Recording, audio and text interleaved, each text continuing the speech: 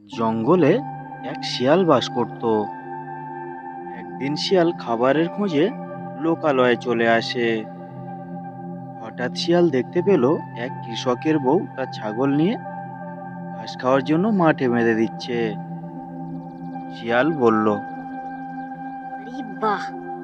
মনে হচ্ছে ওই কৃষকের বউ ছাগলটা মাঠে বেঁধে বাড়ি চলে যাবে। সেই সুযোগে আমি ছাগলটা নিয়ে বাড়ি চলে যাব। হা হা হা! কি আনন্দ, কি মজা! হা হা হা! কৃষকের বউ বলল, তুই তোর ধ্যানে ঘাস খেয়ে যা, আমি বাড়ি চলে যাচ্ছি। বিকেল বেলা এসে তোকে সাথে করে নিয়ে যাব। এই বলে কৃষকের বউ সেখান থেকে বাড়ি চলে গেল।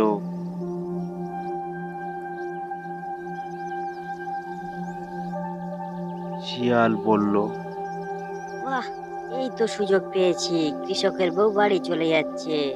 এই সুযোগে ছাগলটা নিয়ে পালাই। এই বলে শিয়াল ছাগলের কাছে চলে গেল এবং ছাগলটাকে নিয়ে সে বাড়ি চলে গেল।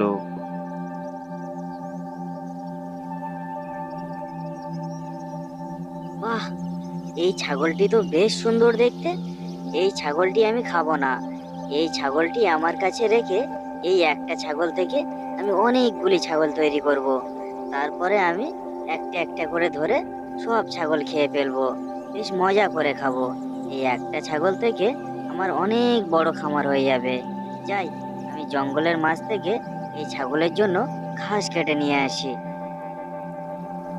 সকাল গড়িয়ে যখন বিকেল হয়ে গেল, কৃষকের বউ ছাগল নিয়ে আসার জন্য সেইখানে চলে গেল যেখানে সে ছাগলটি বেঁধে রেখে এসেছিল।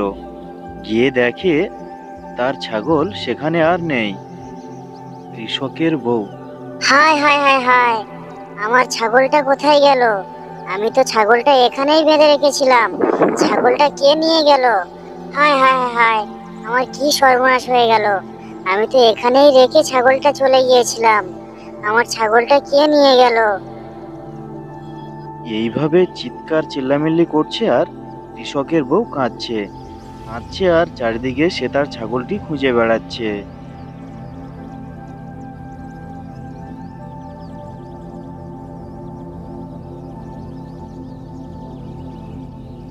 কি গো, কি হয়েছে তোমার? তুমি এইভাবে কাঁদছো কেন? কি হয়েছে? কি হয়েছে তোমার? বলো আমাকে, বলো। হায় হায় হায় হায়, আমার অনেক বড় সর্বনাশ হয়ে গেছে। আমি সকালে ছাগলটিকে বেঁধে রেখে এসেছিলাম, আর বিকেলে গিয়ে দেখি আমার ছাগল আর সেখানে নেই। কে যেন তাকে নিয়ে গেছে। আমি পুরো জঙ্গল তন্ন তন্ন করে খুঁজে দেখেছি, কোথাও আমি আমার ছাগলটাকে পেলাম না। আমার ছাগল কে নিয়ে গেছে? আমার অনেক বড় সর্বনাশ হয়ে গেছে। হা হা হা, আমার অনেক বড় সর্বনাশ হয়ে গেছে। তুমি কি জঙ্গলটি চারিদিকে ভালো করে খুঁজে দেখেছো? আশেপাশে কোথাও নেই তো? তুমি ভালো করে দেখেছো তো? আমি পুরো মাঠ, পুরো জঙ্গল, পুরো গ্রাম ঘুরে দেখেছি, কোথাও আমি আমার ছাগলটিকে খুঁজে পাইনি। আমার মনে হয় আমার ছাগলটিকে বাঘ কিংবা শিয়ালে তুলে নিয়ে গেছে। আমার অনেক বড় সর্বনাশ হয়ে গেছে। চুপ করো তুমি, একটু শান্ত হও। যা হওয়ার তো হয়ে গেছে। আর এইভাবে কান্না করলে কি হবে? আমি তোমাকে অনেক সুন্দর একটি ছাগল কিনে এনে দেবো। এখন তুমি কান্না করো না, এখন তুমি শান্ত হও। এদিকে শিয়াল জঙ্গলের মাঠে এসে সে ছাগলের জন্য ঘাস কাটছে। সেই পথ দিয়ে এক দুষ্টু বাঘ যাচ্ছিল। বাঘ বলল, কি গো ভাগ্নে, আজকাল ঘাস টাস কাটছো কেন? কি ব্যাপার? তোমার কি মাথা পাতা খারাপ হয়ে গেছে? তুমি মাঠে এসব কি করছো? ঘাস কাটছো কেন? কি হয়েছে তোমার? কি ব্যাপার? শিয়াল মনে মনে বলছে, আরে, একদম একে বলা যাবে না। আমি যদি এই বাঘকে বলি, তাহলে এই দুষ্টু বাঘ আমার ঠিক খামারে গিয়ে আমার ছাগলটাকে খেয়ে ফেলবে। এই বাঘকে একদম বলা যাবে না। আরে মামা, তুমি জানো না, এই জঙ্গলে শিকারের অনেক অভাব দেখা দিচ্ছে। এখানে তো কোনো শিকারই পাওয়া যাচ্ছে না, যে কাউকে শিকার করে আমি আমার ভোজ করব। তাই তো এই ঘাসগুলো কাটছি। এই ঘাসগুলি কেটে বাড়ি নিয়ে যাব। নিয়ে গিয়ে শুকিয়ে তারপরে বেশ মজা করে খাবো। দূর ভাগ্নে, কি যাতা বলছো? তোমার কথা শুনে মনে হচ্ছে তোমার মাথাটাই খারাপ হয়ে গেছে। আমরা তো মাংসাশী প্রাণী, আমরা ঘাস লতা পাতা কেন খাবো? আমরা তো মাংস খাবো না। মাংস খেয়ে তো আমরা আমাদের পেট ভুঁড়ি ভোজ করবো। তোর মামা, ওই যে একটা কথা আছে না, বাঘ বিপদে পড়লে ধান খায়, আমারও সেই দশাই হয়েছে। তুমি যেদিন বিপদে পড়বে সেদিন বুঝবে আমি কেন ধান খাচ্ছি। তুমিও সেদিন এই ঘাস পাতা ধানই খাবে। দূর ভাগ্নে, আমার দ্বারা এইসব খাওয়া দাওয়া হবে না। আমার মাংস চাই। আমি মাংসাশী প্রাণী, আমার মাংস ছাড়া একদম চলে না। তুমি ওই ঘাস লতা পাতাই খাও।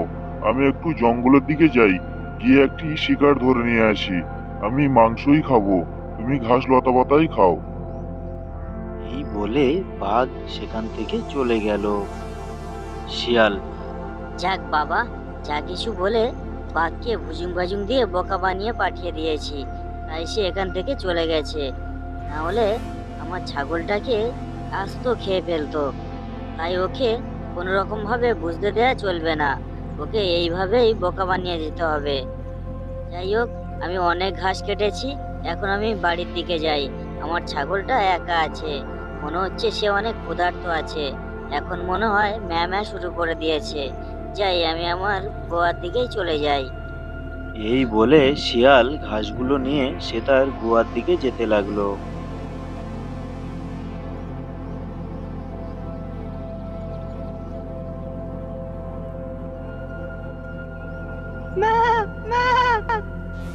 এই দাঁড়া, তোকে আর ম্যাঁ ম্যাঁ করতে হবে না। এই দেখ, তোর মালিক তোর জন্য কচি কচি ঘাস কেটে নিয়েছে। এই ঘাসগুলো তুই এখন মজা করে খা, তোকে আর ম্যাঁ ম্যাঁ করে ডাকতে হবে না। সেই কচি কচি ঘাসগুলো ছাগল বেশ আনন্দ মজা করে ফুর্তির সঙ্গে খেতে লাগলো। এইভাবে বেশ কিছুদিন চলে গেল। শিয়াল রোজ ছাগলের জন্য জঙ্গলে গিয়ে ঘাস কাটতো, আর সেই শিয়ালের ঘাস কাটা বাঘ রোজ দেখতে থাকতো। না, আর তো সহ্য করা যাচ্ছে না। রোজ রোজ এত ঘাস কেটে করে কি? আমার তো বেশ সুবিধের মনে হচ্ছে না। নিশ্চয়ই কোনো গন্ডগোল আছে। না হলে কোনো মাংসাশী প্রাণী এত ঘাস খেতে পারে? আমার এর রহস্যটাই জানতে হবে। শিয়াল এত ঘাস দিয়ে করেটা কি? যাই, ওকে একটু ফলো করে দেখি, ও এত ঘাস কেটে কি করছে। না হলে কোনো মাংসাশী প্রাণী এত ঘাস খেতে পারে না। এই রহস্যর উদ্ঘাটন করতেই হবে আমাকে, না হলে আমার শান্তি নেই। শিয়াল যখন ঘাস কাটা শেষ করে সে তার গুহার দিকে যেতে লাগলো, বাঘ তখন তার পিছু পিছু তার গুহার দিকে যেতে লাগলো।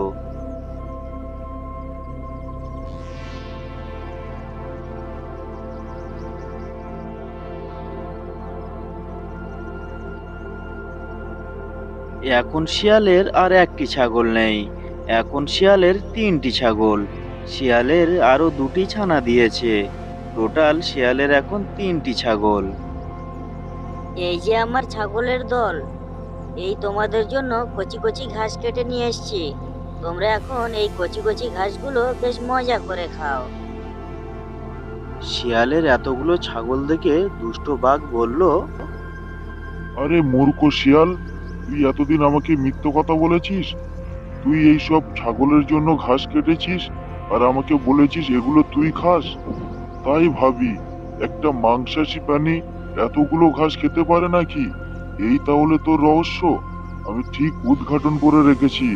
ঠিক আছে, কালকে যখন তুই তোর ছাগলদের জন্য ঘাস কাটতে যাবি, আমি তখন তোর গুহায় চলে আসব এবং তোর সমস্ত ছাগল নিয়ে আমি আমার গুহায় চলে যাব।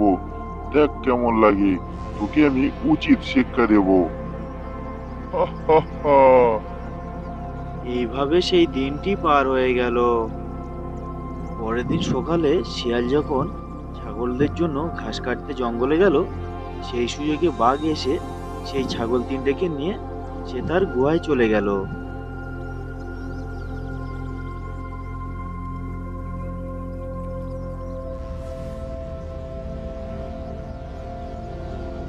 হাই বন্ধুরা, কেমন আছো তোমরা? কমেন্টে জানাও।